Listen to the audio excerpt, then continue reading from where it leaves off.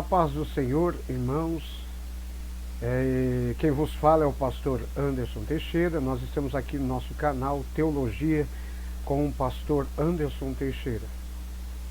Nós estamos iniciando este vídeo e com a proposta de fazermos um estudo na carta de Paulo aos Romanos. Esta carta que foi, é e sempre será, enquanto a igreja existir, de suma importância para ensinamento e instrução da igreja. Essa carta de Paulo aos Romanos, eu quero ler com os irmãos o capítulo 1 da carta de Paulo aos Romanos. A carta de Paulo aos Romanos, capítulo 1. Estarei lendo simplesmente o verso de número 1. Nós, neste vídeo, estaremos fazendo simplesmente a introdução da carta. E vídeos posteriores, estudos posteriores que estaremos fazendo, estaremos nos aprofundando, adentrando ao texto da carta propriamente dito, aos textos da carta, e estaremos estudando a carta aos Romanos.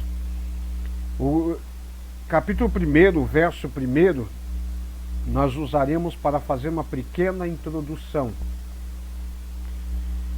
Paulo, servo de Jesus Cristo, chamado para apóstolo, separado para o Evangelho de Deus. Paulo, servo de Jesus Cristo, chamado para apóstolo, separado para o Evangelho de Deus. Capítulo 1, verso de número 1 da carta de Paulo aos Romanos. Paulo, ele está dizendo, Paulo, servo de Jesus Cristo, chamado para apóstolo, separado para o Evangelho de Deus.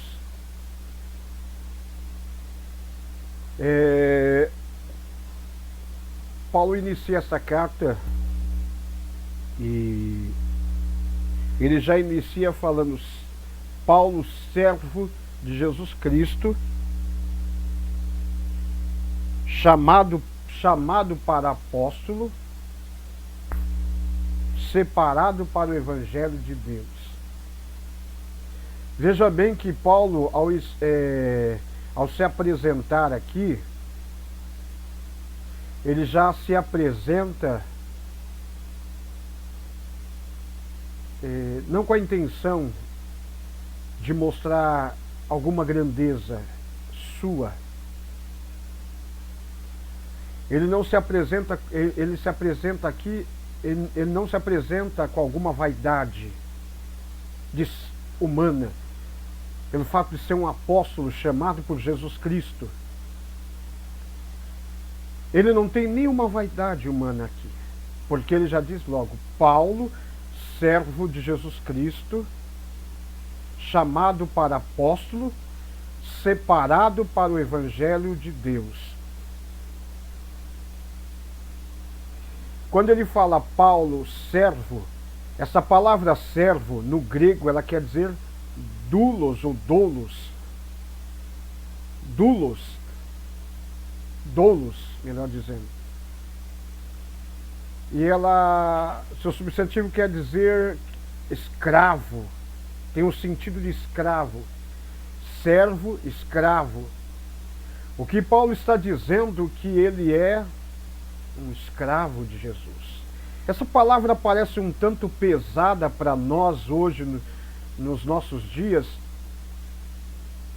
porque dizer que um pastor, um presbítero, um obreiro do Senhor é um escravo, ele diz, você é um escravo? Não, escravo não sou não, eu sou um ministro de Deus, eu sou um apóstolo de Deus, eu sou um pastor, eu sou um presbítero. Escravo? Não, escravo não.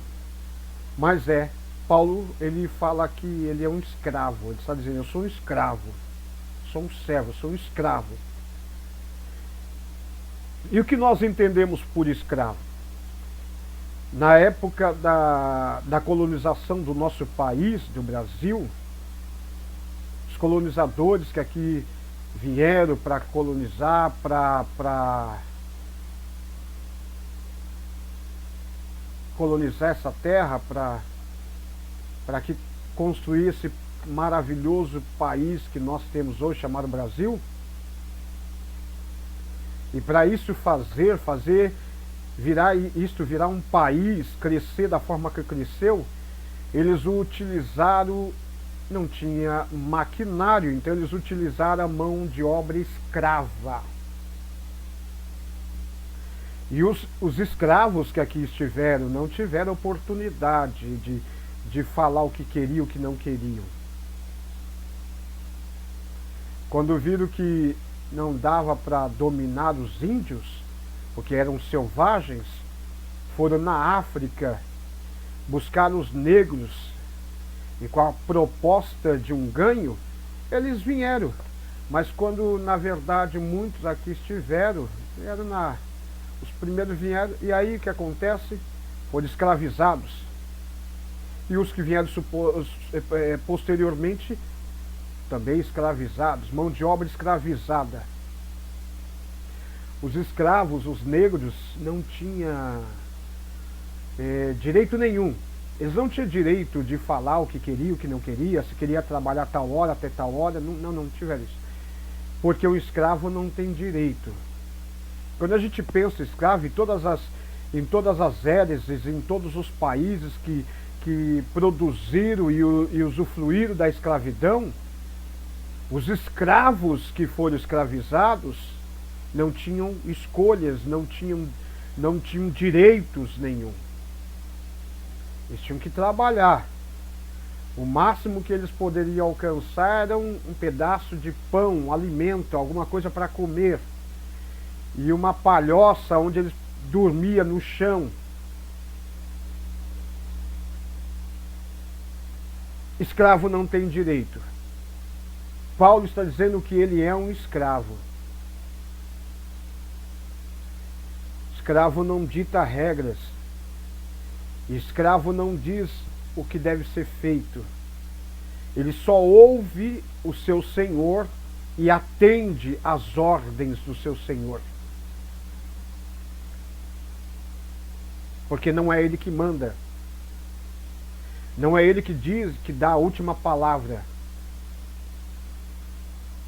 Eu acho que Paulo conhecia Provérbios muito bem, porque a Bíblia diz que muitas são as preparações do coração do homem, mas a resposta vem dos lábios de Deus. Nós, como servos de Deus, às vezes temos os nossos desejos, mas eu acredito que Paulo entendia isso muito bem, que tinha que prevalecer a vontade de Deus. Era a vontade do seu Senhor. Jesus, uma certa vez, disse: eu não vim para fazer a minha vontade, mas a vontade daquele que me enviou, de meu Pai.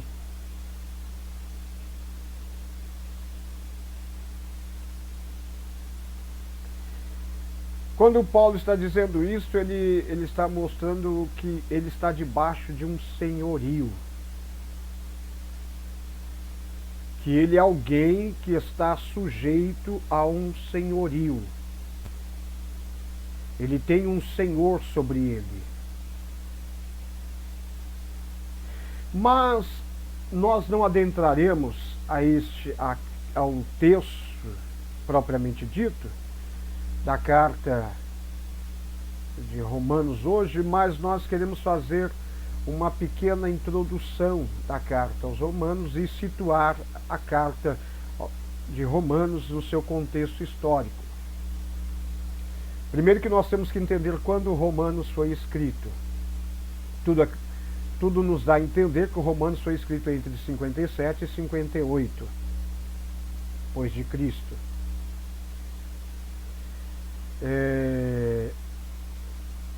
Romanos foi escrito com uma proposta. Qual é a proposta? A carta de Paulo aos Romanos foi escrita com a proposta de orientar a igreja que estava ou que tinha sido erguida em Roma, fundada em Roma. A carta de Paulo aos Romanos foi escrita com a proposta de orientar os irmãos da igreja de Roma. Nós devemos situar esta carta, queremos situar a carta no seu contexto histórico. Paulo escreve essa carta, e quando Paulo escreve essa carta, ou melhor dizendo, ele dita esta carta, porque não foi Paulo que escreveu essa carta. Essa carta quem escreveu foi Tércio. Paulo ditou, Tércio escreveu. Na carta de Romanos, capítulo 16, versículo 22, Tércio se apresenta e ele se coloca como escritor da carta. Paulo ditou a carta para Tércio escrever. Esta carta, ela tem a finalidade de defender o evangelho da fé cristã. Por que Paulo escreve ela? Paulo escreveu, como nós acabamos de dizer, entre 57 e 58. Por que Paulo escreve? Porque estava havendo um grande alvoroço em Roma. Os judeus estavam sendo dispersos, estavam sendo expulsos, melhor dizendo, de Roma. E essa expulsão se deu logo no período do imperador Tibério. Quando Tibério fica sabendo do que aconteceu com a esposa de um senador muito importante, amigo dele, chamado de Saturnino, a esposa de Saturnino, chamada Fúvia, ela era agora simpatizante e tinha se rendido ao judaísmo, que dá para entender que ela tinha se rendido ao judaísmo, e ela deu uma oferta para si, e essa oferta, segundo o que é dito, que é citado pelo historiador Flávio José, era para ser conduzida a Jerusalém. Mas esses 4 indivíduos judeus que pegaram essa oferta de ouro, púrpura, prata, do que foi doado, eles não levaram a Jerusalém, eles saquearam essa oferta, pegaram para si. Eram judeus desonestos, avarentos, desonestos, corruptos, que não tinha um caráter elevado, mas alguém que não eram homens de confiança. E acredito eu que Fúvia conta isso ao seu esposo, ela conta a tristeza, ela relata sobre a tristeza que estava no seu coração de ter feito aquela oferta e ter descobrido que não chegou ao destino final, onde devia ter chegado. E Saturnino, como era muito amigo do imperador Tibério, ele vai até Tibério e ele conta essa situação. E Tibério, como já estava descontente com a presença dos judeus na capital romana, por causa de algum alvoroço que os judeus causavam, por indagar e questionar o comportamento romano, porque em Roma havia muita depravação e uma depravação imoral muito grande, libertinagem, muita relação homoafetiva,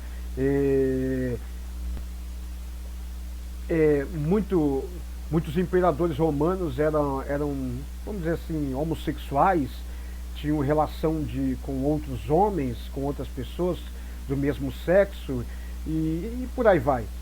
Se a gente pensa na parte mais elevada de Roma como sendo de pessoas imorais, imagina a plebe, a parte mais humilde, mais simples. Se os magistrados, as autoridades eram imorais, os pobres, os mais simples, não tinham por que guardar nenhum tipo de regra, de disciplina, de ordem moral. Mas então, Tibério já tinha lá os seus motivos de querer expulsar os judeus por indagar os seus costumes, indagar as suas atitudes, o comportamento, porque os judeus eram muito rígidos, eles guardavam a lei de Moisés, eles tinham lá os seus, como acreditavam ser o povo mais correto, mais certo, por guardar a lei, por serem detentores da lei de Moisés e por saber que seus profetas e que Deus tinha se manifestado ao seu povo, que o Deus que se manifestou ao seu povo era o verdadeiro Deus e tal, por ter conhecimento de toda essa situação, eles se achavam superiores e eles eram meio rígidos e queriam impor isto. E o imperador tinha um certo desafeto com os judeus. Não era muito chegado não os judeus, não. Mesmo embora permitindo que havesse sinagogas em Roma e não era muito, ele tinha algum desafeto com isso.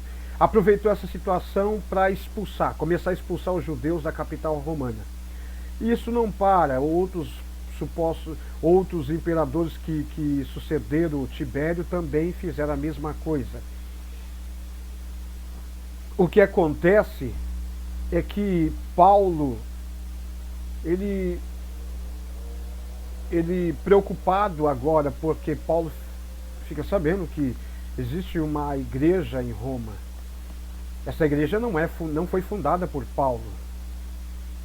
E nem como alguns acreditam, algumas tradições antigas dizem que essa igreja foi fundada por Pedro, por São Pedro, como a Igreja Católica diz, mas isso não é verdade, porque não tem embasamento bíblico e nem histórico. A história não dá respaldo para isto. Isso é uma coisa vem de algumas tradições.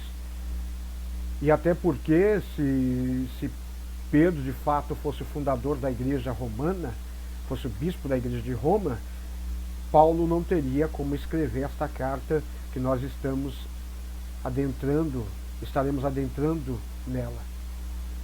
Paulo não teria como escrever esta carta para a igreja de Roma, dando conselhos e transmitindo pensamentos doutrinários, teológicos para a igreja, orientar a igreja através desse tratado, que não é uma carta, é um tratado teológico que ele produz para ser enviado e envia para a igreja de Roma.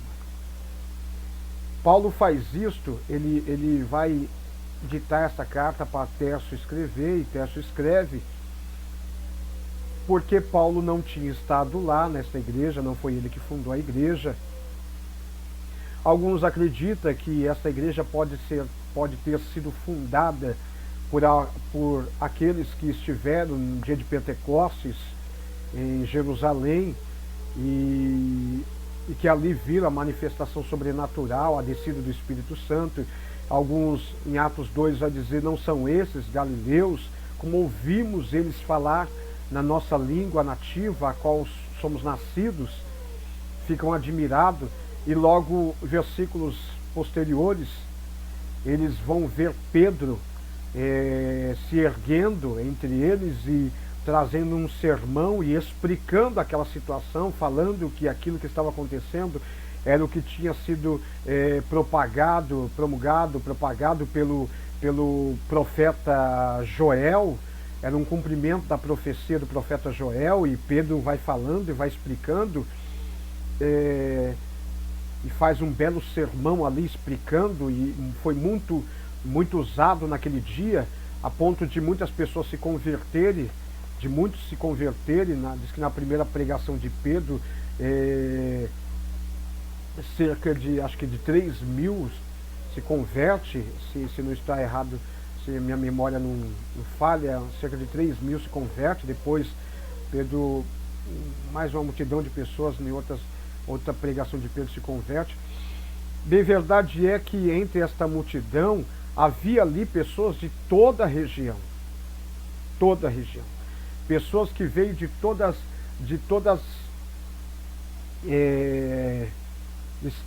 a vizinhança, de todos os países que existiam né, naquela época,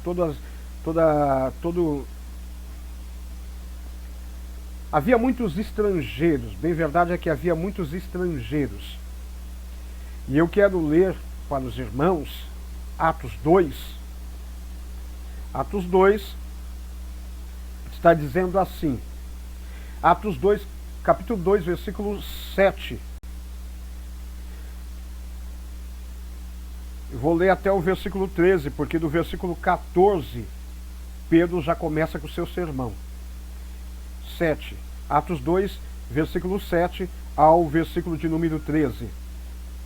E todos pasmavam e se maravilhavam, dizendo uns aos outros, pois que não são galileus todos esses homens que estão falando? Como, pois, os ouvimos cada um na nossa própria língua em que somos nascidos? Partos e medos, elamitas, e os que habitam na Mesopotâmia, e Judéia, e Capadócia, e Ponto, e Ásia, e Frígia, e Panfilha, e Egito, e partes da Líbia, junto a Cirene, e forasteiros romanos, tanto judeus como proselitos e cretenses e árabes, e todos temos ouvidos em nossas próprias línguas falar das grandezas de Deus. E todos se maravilharam e estavam suspensos, dizendo uns aos outros, que quer dizer isto? E outros, zombando, diziam, estão cheios de mosto. Aí no verso 14, nós já temos o sermão de Pedro. Pedro entra, se levanta, se posiciona e traz um belo sermão, e ali há um convencimento de uma grande massa e salvação de muita gente. E neste meio nós percebemos que havia ali pessoas que tinham vindo de Roma. Então, possivelmente, essas pessoas voltaram para Roma e propagaram o evangelho lá.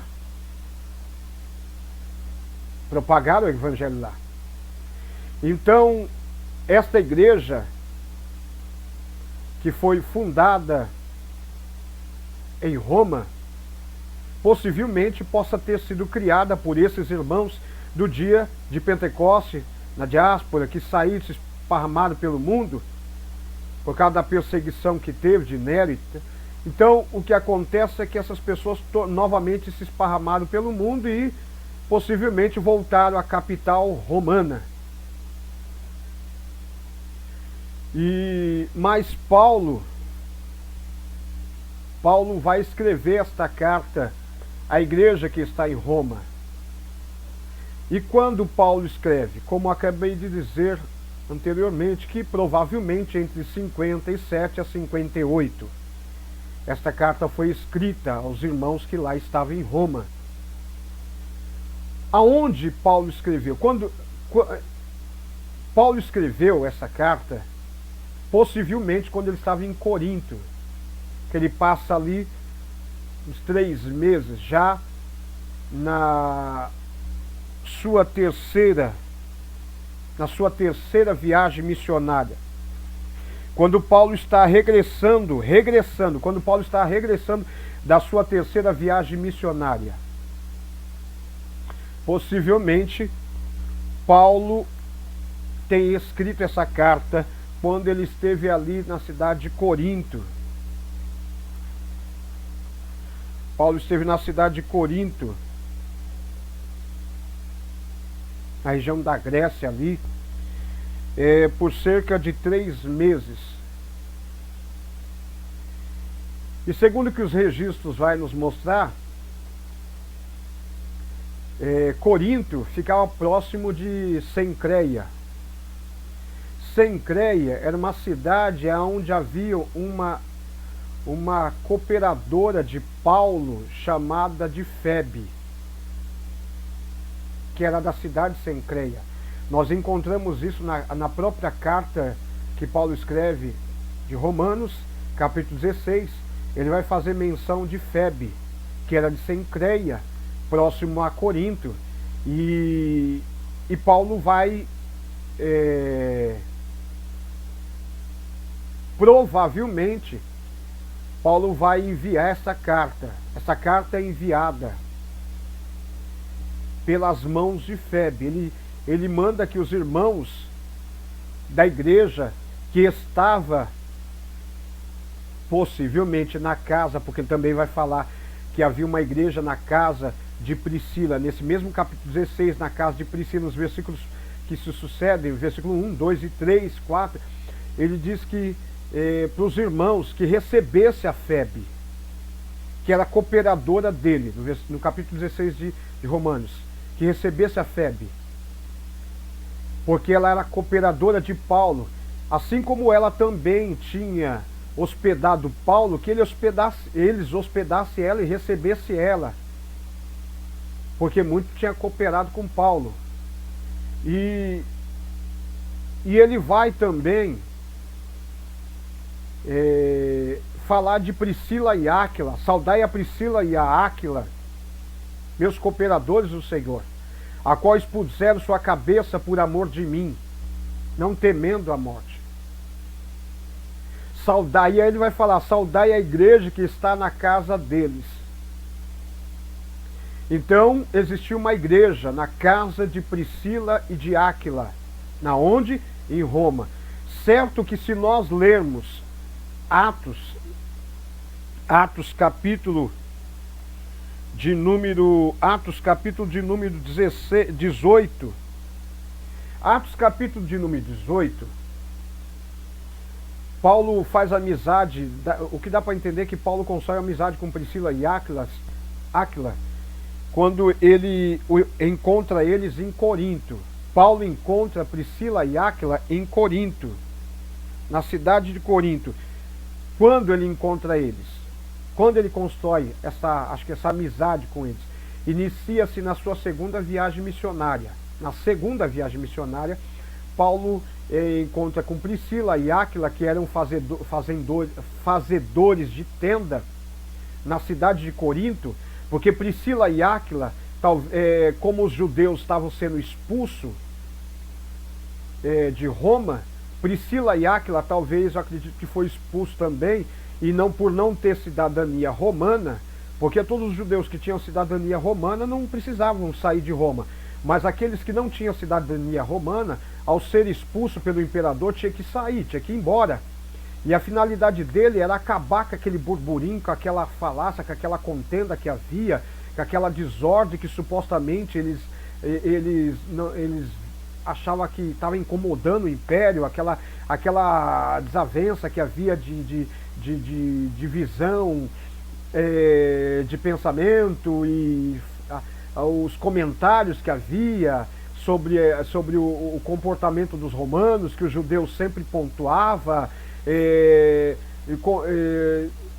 também judeus ortodoxos, judeus que seguia o judaísmo, questionava a visão dos cristãos que estavam em Roma também.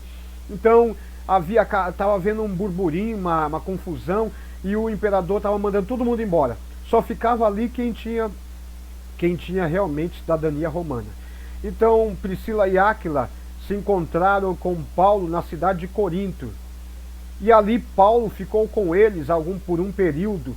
E ali, interagindo com eles na cidade de Corinto, Paulo pregou na sinagoga em Corinto, em Atos capítulo 18, e ele fica ali porque eles eram fabricantes de tenda como Paulo, tinha o mesmo ofício que Paulo, e ali, depois que Paulo sai dali, Paulo vai, voltando da sua segunda viagem missionária, Paulo vai se despedir deles.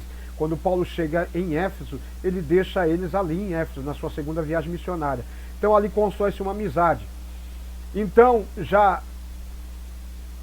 que isso em Atos, capítulo 18, Paulo constrói a amizade ali e Paulo vai caminhando na sua segunda viagem missionária, como eu acabei de dizer, e ele se despede de Priscila e Áquila ali na cidade de Éfeso, e ele volta, né, da sua segunda viagem missionária, deixando Priscila e Áquila na cidade de Éfeso, se despedindo deles na cidade de Éfeso, certo? No capítulo 18 de Atos. Mas o que acontece é que no capítulo 16 de Romanos, nós temos a menção de que há uma igreja na casa de Priscila e de Áquila. E Paulo está dizendo que os irmãos recebessem a Febe. Então o que nós entendemos que Febe foi aquela que transportou esta carta aos irmãos de Roma, aos irmãos que estavam ali na igreja de Roma. E ele pediu que recebesse ela. E provavelmente essa igreja estava estabelecida na casa de Priscila e de Áquila, como Paulo falou aqui, no capítulo 16. Mas o que entendemos é que Paulo escreve essa carta, e ao escrever essa carta, Paulo tem a finalidade de defender o evangelho da graça e da fé. Porque na igreja de Roma, existe, claro que a maioria que estava ali eram de gentios. Mas existia sim uma minoria que veio do judaísmo, que eram judeus recém-convertidos, que tinham saído do judaísmo. E como Paulo já tinha tido muita experiência com os judeus, Paulo sabia que os judeus eram assim. Eles vinham para o evangelho, mas eles queriam trazer consigo os seus rituais. Eles queriam continuar guardando algumas coisas do judaísmo, como acreditando que a sua salvação vinha pelo fato de serem judeus circuncidados, e que a circuncisão fazia com que eles alcançassem mais facilmente ou tivessem uma vantagem uma vantagem sobre aqueles que não eram judeus, pelo fato de serem circuncidados. Eles acreditavam que para eles estava mais do que garantida a salvação, porque eles eram, além de ter recebido o cristianismo agora, eles eram circuncidados. Mas Paulo percebe que isso era costume dos judeus recém-convertidos. Paulo já tinha tido algumas experiências. Então Paulo entende que isso vai ter que ser tratado. Por quê? Porque no seio daquela igreja tem lá gentios romanos convertidos, mas ele tem também judeus convertidos ao cristianismo, mas que possivelmente poderiam também tentar guardar alguns rituais do judaísmo. Então Paulo entende que ele precisa não só mandar uma carta para os irmãos, para interagir com os irmãos, mas que ele precisava produzir um tratado teológico de cunho educacional para que pudesse educar e ensinar os irmãos que ali estavam com respeito ao verdadeiro evangelho, o evangelho puro, o evangelho da fé, da graça, que é capaz e suficiente para salvar. Então Paulo entende que ele tem que produzir um tratado, e é isso que ele faz. Paulo, logo no começo da carta, não queremos adentrar nela agora, mas logo no começo da carta, no capítulo 1, ele vai mostrar o seu interesse de estar entre eles. Ele sabe que ele vai falar da sua ausência e do seu desejo de estar presente entre eles, e para deixar para eles, entregar para eles algum dom e produzir no meio deles algum fruto, porque não foi ele que fundou aquela igreja, e nem tão pouco Pedro, como diz a tradição. Porque se ele vai escrever essa carta, não foi Pedro que fundou essa igreja. Paulo está escrevendo uma carta para enviar à igreja de Roma. Como pode ser, como diz a tradição, algumas tradições, que foi Pedro, o primeiro apóstolo, São Pedro, o primeiro apóstolo da igreja romana. Não, não foi. Porque senão Paulo estaria criando um problema para ele, né? Passando por cima da autoridade de Pedro. E Pedro era apóstolo também, levantado por Jesus Cristo. Mas não foi Pedro que criou aquela igreja, instituiu aquela igreja. E Paulo, sabendo disso, então Paulo tem a liberdade de escrever a carta. E de fato, Paulo aqui foi levantado para ser apóstolo dos gentios. Tanto que Paulo, ele levantou igrejas em muitas igrejas na região da Ásia, da Macedônia, da Caia e várias regiões do mundo antigo. Paulo escreve essa carta